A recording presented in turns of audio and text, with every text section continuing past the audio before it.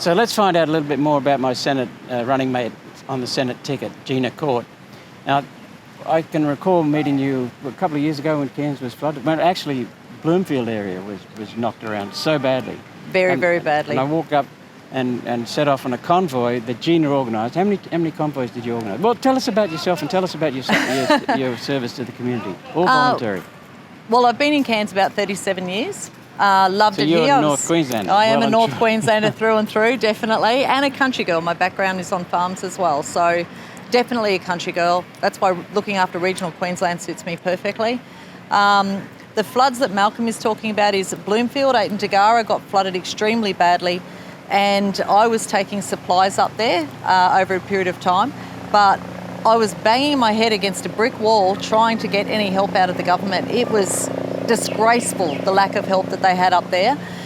So I rang Malcolm one day and I said, Malcolm, I need your help. This is what I'm trying to accomplish. What do I do? Malcolm not only gave me advice, he donated some money to help me buy some supplies that we needed to go up there. He also said, I want to come and help. So I said, if you're going to come and help, you need a four-wheel drive because I'm going to fill it. So that's what he did. Yeah. So him and Hugh actually did the convoy up to Ayton and Dagara with us, and they saw what I'd been doing for weeks and what all of my volunteers had been doing. And excuse me, Geena, I saw how welcoming, how you were so welcomed everywhere you went, and you knew just about everyone in that disaster area. Well, it was amazing because you'd done several trips. You get to know them pretty well, and sadly you get to know them in a really tough time in their lives when they're really struggling.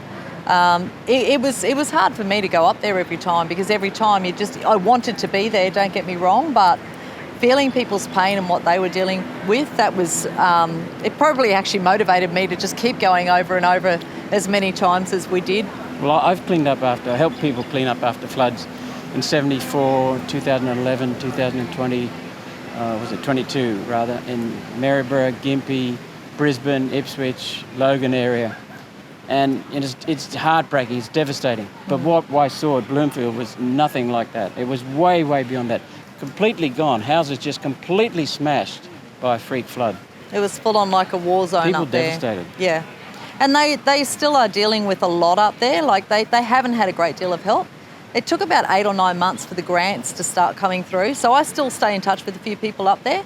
And I've always said to them, ever happens again, I'll be there. And now you're helping out in the latest floods with people of Ingham. Now I'm doing Ingham. We've already done deliveries to Cardwell, and now we're doing Ingham. So we've already taken 2 full container loads. This is not just a few things in the boot of a car. This is trucked. No, this is 2. We took down 2 shipping containers the first time, and we've got another 3/4 of a shipping container going down tomorrow morning at 8 o'clock.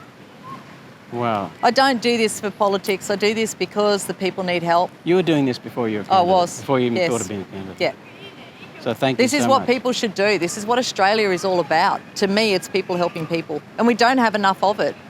And I understand it. People are wary now, but we need to be bringing that back, where people simply help people.